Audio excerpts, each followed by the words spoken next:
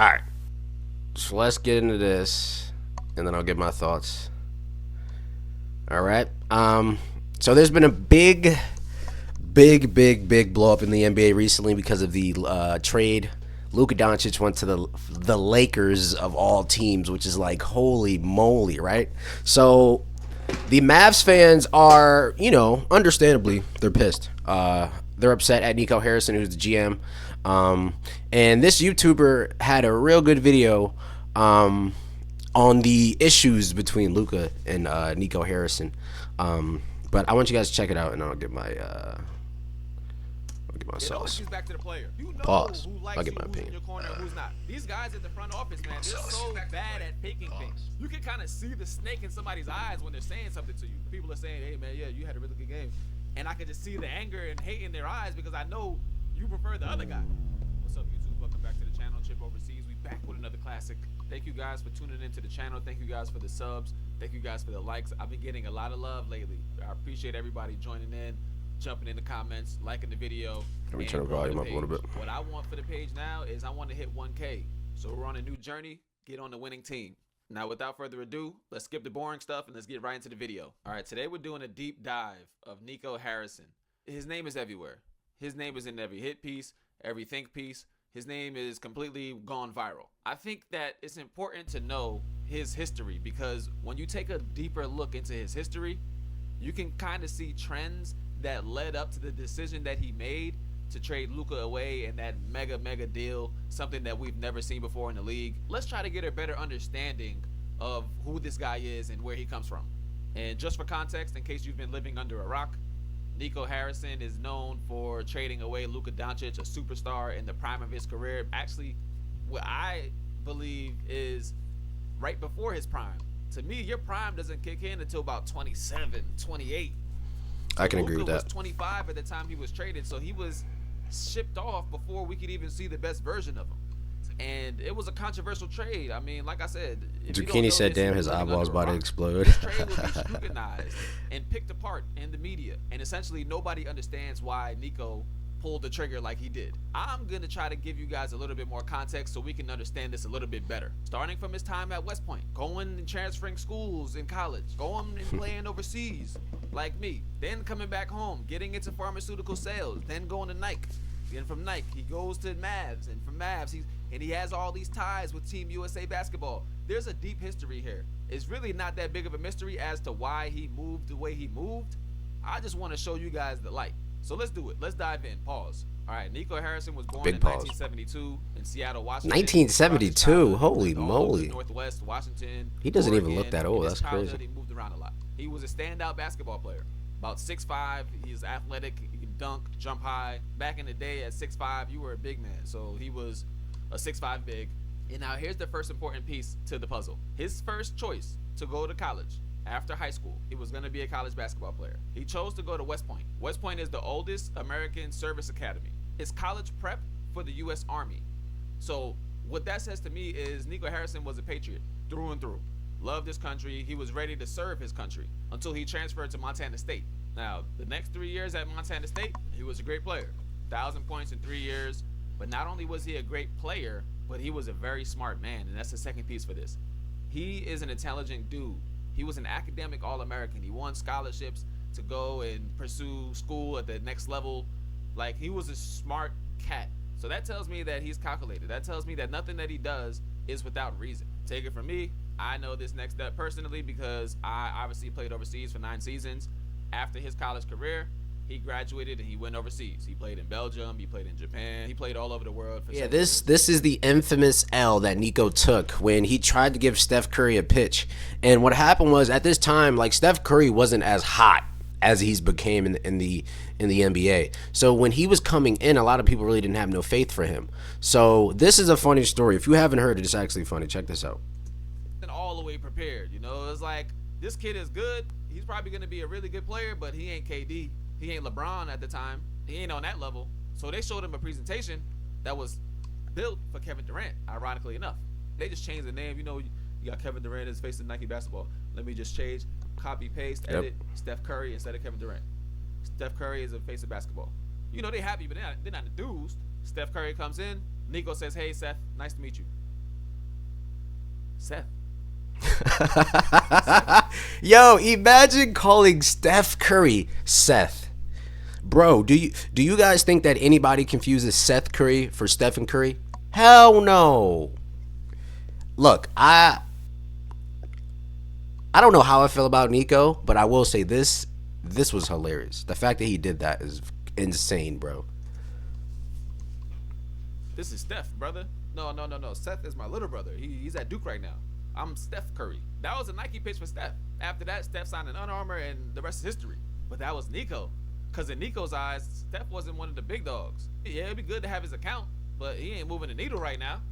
I don't have a relationship with him. Those small details, right? Now remember, he was the president of North American Basketball Operations. In 2014, he was seen with Team USA gear. Zucchini, you said Seth Curry better. Seth Curry rock so Steph could shoot. Yo, hush. He was seen at the games watching Team USA. Who's the biggest sponsor of Team USA basketball? Who was just literally in controversy last Olympics because a non-member of this company was left off of Team USA? Yep. Nike. So through his Nike connection, he is overseeing Team USA. This goes back to the West Point point. And Team USA was dirty for that, for what they did to Jaylen Brown. They did it to Kyrie. I mean, there was a bunch of players that they snubbed. My man is a Patriot through and through. And now it's even doubled down on because now he is essentially a partner in Team USA basketball. In 2014, there's videos of him doing the ALS bucket challenge. You guys remember the ALS bucket challenge when people were just like dumping ice water over people for ALS? In his ALS bucket casinos challenge, do dump in a large amount of money, but it's not even just casinos, man. Like, there's a bunch of 10 years down the line, basketball, man, is Team it's a USA bunch of money that gets basketball dumped in all connection. around, People honestly. always talk about other countries. Yeah, you know, in Team France, they practice year-round, and they've been together for 12 years. Well, over here, at the top, they've been together for over 12 years. The players might be interchangeable. One year we take this guy, one year we take that guy. But at the top, the sponsors, the relationships at top, those have been intact for a long, long time. Dallas Mavericks entered the chat. June 28th, 2021. The Dallas Mavericks offered him a job as GM. He accepts the job as GM. Remember, he was already building those relationships in Dallas. I'm pretty sure he had a great relationship with the front office in Dallas as the head of Nike. I'm saying Nike because that's how they say it overseas, and for some reason it's stuck. I'm sorry. I've been living out the country for the last 10 years. I'm sorry. If that bothers you, just pretend like I'm saying Nike. So he succeeded Donnie Nelson. And when he takes over in 2021, Luka Doncic, his budding superstar, is only 22 years old. 22 years old. He was just coming off a season where he averaged 27, 9, and 8. Which is insane at 20. That's a 21-year-old. Oh, 21, yeah, that's insane. 27, 9, and 8. All right? That's who he inherited. And the very first year as GM, his 23-year-old now superstar carried him to the conference finals where they lost against the Warriors, who would end up winning the championship. But if your eggs is in the other guy's basket and he's performing, then you can kind of push your narratives. So with Nico, I think from the beginning, he chose Kai. He said, you know what? I don't know about in front of everybody, but behind closed doors. And this is another thing, right? It was a hostile takeover from the rip, right? I don't think Kyrie expected it. I don't think Nico purposely brought Kyrie there with the intent of trading Luka. I really think that this was a last minute thing where maybe he was thinking about bringing AD. Maybe he because obviously we know that we were missing a defensive key. Like we're missing one defensive player, honestly. Like I honestly thought that we were one defensive player away from actually being able to do something good, right? And even though we got Grimes was really inconsistent while he was on the Mavs. Yes, he played defense good, but his offensive was really inconsistent. That's why when he was on the 76ers and he went off for like 44, I'm like, Grimes, where was all that, bro? Like, what happened to all that when you was on the Mavs? But shout out to Quentin Grimes, bro. I like Grimes. I'm riding for him. And that looks like at any given point, I'm going to throw a little shot here on the other guy because I'm not backing him. So I'm going to throw a little shot there to the president in our meetings.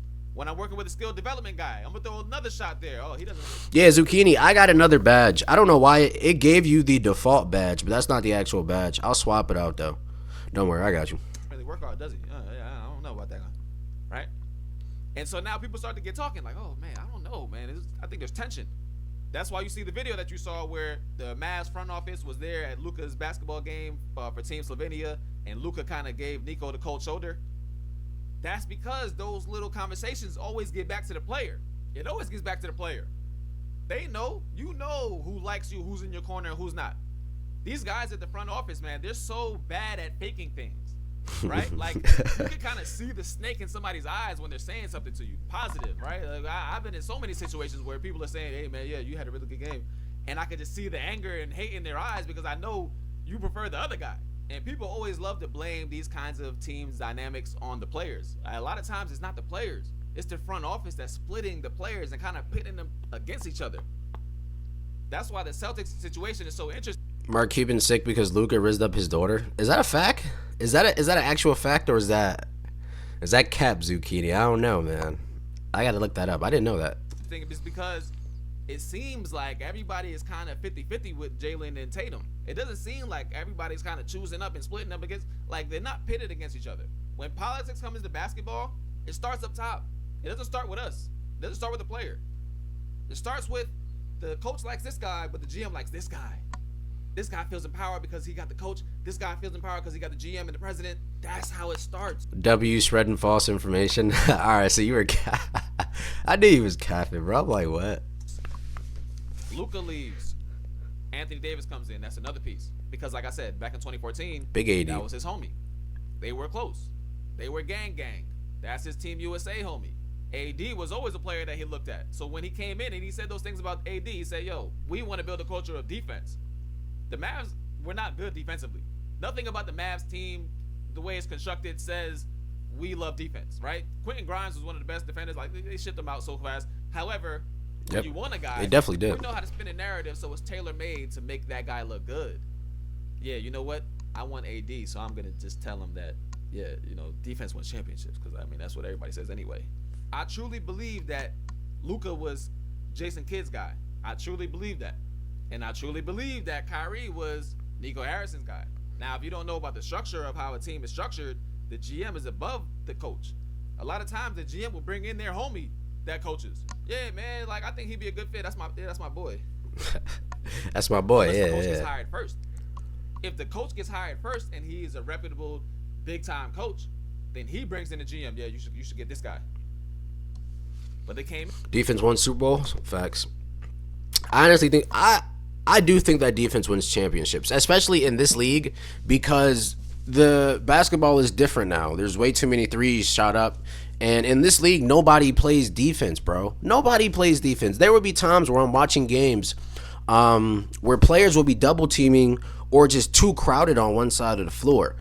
The team will kick out the ball to the corner. They'll have a shooter wide open in the corner and nobody's closing out on defense. It's like, I don't understand. You guys are getting paid millions of dollars just to do nothing. Give me that money, bro. I'm running around up and down. I'm blocking everybody's shot, bro. Bro, come on. I mean, the same year, I think Nico got hired first. So he's the top guy. I don't care who the coach is like. If I don't like that guy, he's out of here. So AD comes in. Yeah, he's out of here. He gets hurt. Get well soon. I don't wish injury on any player. I've been through it. It sucks. Kyrie gets hurt. Get well soon, Kai. And the first thing that Nico says in his statement after Kyrie gets hurt is Kyrie was the heart and soul of this team. He's the heart and soul of this team. He's making it clear as day. This was always the guy. Mm-hmm. All that time when you guys thought Luka was carrying us, I was waiting for Kyrie to have his 35-point outburst because that makes me look good. And so he forced his hand. All right, you know what, Kai? You 32. You still got some good years left in you, man. We're going to get this guy out. I'm going to give you a big. You see how good AD looks with LeBron. Yep. You can throw a lob, right? Yep, you can throw a lob, right? AD get his own shot too, but down low. Now the perimeter is yours. When Luka's in the game, he draws a lot of attention away from you, but he's standing on a perimeter, and so that might make it a little bit harder for you to dance. Now AD's there. He's a lob threat. He's a pick and roll threat. Now, so brother gonna be out of breath trying to guard Jokic. Bro. I feel. Yo, hold up. Yo, real quick. I'm sorry. This is a quick side, just a quick rant. If you're watching this later on YouTube, just bear with me. Kendrick Perkins said that LeBron could guard anybody, any position. He said LeBron could even guard some of the best centers in the NBA. Kendrick Perkins, what? I'm sorry, God, I can't curse. Kendrick Perkins, what are you doing? What are you smoking? What are you snorting? What do you like? Do you just wake up in the morning and just say, I'm gonna say the craziest stuff ever? Like, do you just wake up and say, I want to glaze LeBron? Like I don't understand. I really don't. ESPN in general, all they do is glaze LeBron. But Perkins, Kendrick Perkins has it the worst, bro. I don't know why he does it. All I know is that it's annoying as hell, bruh. You telling me that LeBron James at age 40 can guard Nikola Jokic?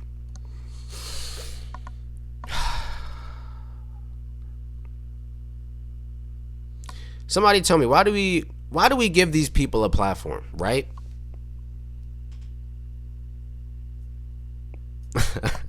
Leave it to the people named Kendrick to annoy people. I'll take that for Kendrick Perkins. Facts. I really don't understand, bro. Like, and I love LeBron. Like, I am a LeBron fan. Like, when most people hear me talk about LeBron, they think I hate LeBron. I don't hate LeBron. I love LeBron. But like the media just, it's like the media makes you want to hate LeBron, because when LeBron does something wrong, it's like, oh, like, okay, like LeBron jumped super teams plenty of times, right? He's the creator. But LeBron never gives blame for it. They blame KD. Right? People don't even look at KD's wins the same because of the Golden State, right? It's crazy to me. It's crazy. It's not fair. Like, that's my thing. Just keep it fair. Just like when LeBron said that Bronny could beat he said Bronny could beat most of the cats in the league today. And where's Bronny at right now?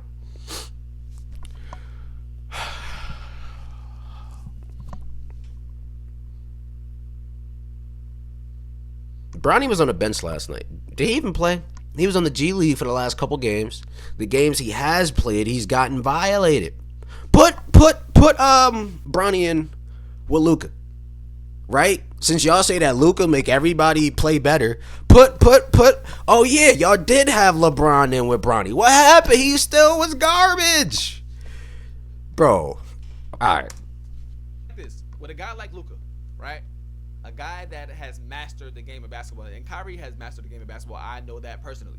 He mastered the game of basketball by the time he was 16, 17. Yep. I know that personally. Kyrie one of them ones, man. In the same boat. Kyrie one of them ones. He mastered basketball at about 16, 17, 18. Kobe-esque. Then you live your life.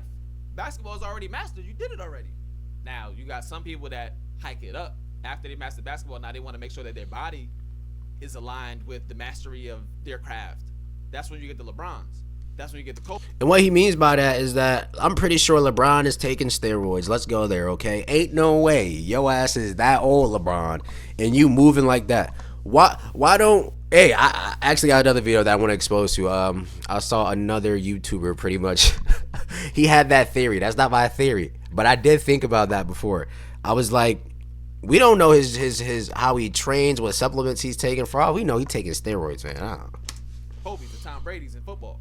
But sometimes it takes time for somebody to find that. Constantly conditioning, yep. Sometimes after you master basketball, you might get a little bored. Yeah, I used to work out 3 times a day, but now I'm gonna just work out once, man. I'm averaging 30 in the league. Like, I need to work out 3 times. Like, the mentality is different. On Luka's off day, he might just want to go drink a coffee. Shoot, he might want to go drink. Nah, but that's the thing, though, Zucchini. They were saying that Luka didn't like the reason why Nico got fed up with Luka, and they said the same thing about Jason Kidd, is because there were days where he was supposed to train or he was supposed to work out, and he wouldn't do it, right? Now, we all know who Kyrie is. Kyrie perfects his craft. We've seen Kyrie work out. Kyrie is a dedicated, like, hooper. Like, Kyrie might work out just as much as Steph Curry, if not more. I'm sure both of their whole conditioning workout has to be nuts. Because I seen Steph Curry's and I have seen LeBron's, but Kyrie is more poised, right? He's had more experience. The reason why Kyrie is so good is because he knows when to utilize, like, his skill. And that's what really makes Kyrie a threat. And I think that's the difference between Kyrie and most players, right? When AD had his debut game, Kyrie had like 8 points in the first quarter. Anthony Davis had 20. No, he had 8 points in the first half, or 13 maybe, something like that. And then Anthony Davis had 26 in the first half. And people were actually shitting on Kyrie, like, oh, Kyrie should have had more points. But then what ended up happening? Anthony Davis went out, and then Kyrie stepped up like he always does, and he won the game. Drink a beer. One beer is not going to kill him. It's not going to hurt him. It's not going to tank his game. For him, that's not a problem. But for Nico, he's looking at it like, American mentality is different. All in all, I think Nico was battling internally with what he thought was the right way to be and his idea of professionalism. But sometimes, especially when you're dealing with people from other cultures, you have to kind of let people be them. As long as the results are there. I might advise you, but I can't despise you. I'm going to let you be yourself. Because when players come in, when American players come in, and sometimes, man, our mentality is all over the place. You don't know what you're going to get sometimes. That's the word overseas about American players. You don't know what you're going to get. Sometimes you might get a dude that's, really locked in and focused, and sometimes you might get a dude that's even more talented that don't give a damn. Like, we're all over the place. But the way you get the most out of us in that situation is let us be ourselves. Don't let us get too crazy outside of the bounds that you want us to be in.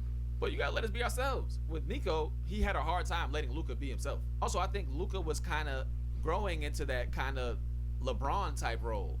He just came off the finals at 25 years old. If he did it again, that's his franchise. You're not the star anymore. Kyrie's 32. Kyrie got about 3-4 more years at a high level, and then he's gonna start to come down a little bit. Luka was only about to go up. You talking about 10-12 more years. So maybe he saw that and was like, oh man, I can't give somebody like that all the power. Because then I'm going to be out. If he gets so big and I'm on the other guy's side, I might be out. And I'll be out of a job. So tell me what you guys think about that. Did you learn anything new about Nico? Did you see anything through his story that I didn't see? Let me know in the comments. I'll be very interested to hear what you guys think. I'm going to sign out how I always sign out. If you like. So, yeah, I mean, I don't know how true this is. I don't know if it's real. Nico honestly could have just wanted something different, and it was as simple as that. But I did think that his theory was a good theory, just explaining like Nico's background, why he thinks the way he thinks. Nico just has a different standard, right? And it's sort of like he said, you can either let Luka be who he is. Well, let him do what he does, as long as you're getting the results of him putting up triple doubles and getting to the playoffs. But at some point, you kind of got to think like, okay, well, is it a bigger risk to let him stay, or is it a bigger risk to let him leave? That's the question. And it looks like Nico said, "Yo, I do what I want." All right.